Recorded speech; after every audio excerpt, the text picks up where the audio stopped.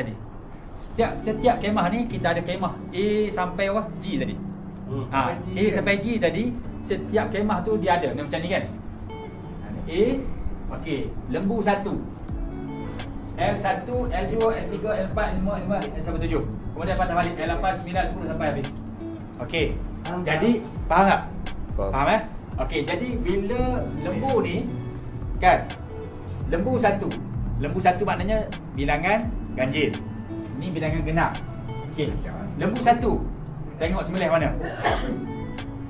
Yang ni kerja MC. MC. Okey, lembu 1. Peserta nama sekian. Alert di situ. Okey, sekarang ni yang sembelih ialah lembu 1. Kan? Lembu 1. Lori B, lembu 1. Turun. Urus dia. Okey, bersedia untuk mohon peserta untuk hadir ke tempat sembelihan. Kan? Bila hadir, selesai saja sembelih, tunggu mati, tarik tengah, tagging.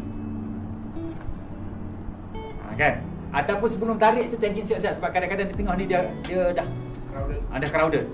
Kan sebelum tarik ke tengah tu pergi tagging dulu. Yang ni tugas. Pas tagging tu.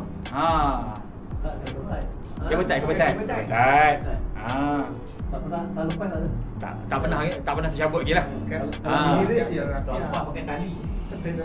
Tali rupiah. Kebetai. Tahun sebelum tu yang tadi. Sebelum tu tali. Tahun lepas kebetai dah. Kebetai. Sekarang pakai betai. Jadi selepas daripada dah mati tu, tagging, kemudian tarik ke tengah. Jangan tarik, jangan pastikan sebelum tarik tu dah ada tagging. Ya. Tak betul Pak Ya perhatikan benda ni. Dua-dua ni lah. Ya. Tagging lo. Panggil tim Awi tu. Kan kalau dia orang tak tagging, beritahu siap-siap tagging. Kan? Kemudian pastikan bahagian angkut, sebelum angkut pastikan di tempat yang kita nak angkat tu dah ada tagging. Jangan tak ada tagging. Kan? Bila tak ada tagging, itu yang akan jadi masalah. Lembu akan jadi cacat. Tiba-tiba lembu tak ada ekor. Lembu tak ada kepala. Wadah juga. Kepala tak ada. Terlebih kaki. Terlebih kaki wadah. Kaki orang lain sampai kat kemah lain. Tak ada nombor. Jadi pastikan itu. Jadi di sini bahagian pengangkutan, okey, satu ke perut, satu kepala dan ekor, Satu lagi ke kemah. Satu lagi ke setiap kemah tadi. Okey, kemah kepala dan ekor. Kemah kepala dan ekor ni dia akan ada di tepi kedai awi. Okey.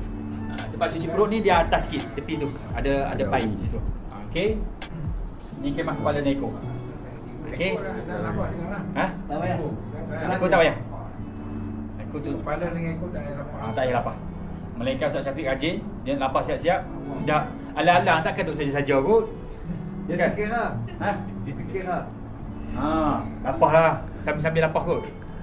Boleh kot 6. Yang kerja teruk sikit. Apa Dah. Ekor lapar lah. Ekor lapar, kepala je tak payah. Aku takut dia suka main kepala buat macam tu, pegang tanduk je. Dah.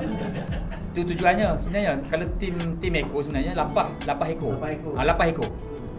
Tim ekor, tim kepala dan ekor dia lapar ekor. Kepala tak payah. Kecuali kalau ekor tu tuan dia nak. Melainkan kalau tuan dia nak. So dia lapar sendiri. Tuan dia nak, ambil lah. Nak mana-mana. Kan? Sebab di ekor tu, dia akan ada dua tagging apa Ishan? Satu ekor, satu kepala. Memang dia Akan ada dua.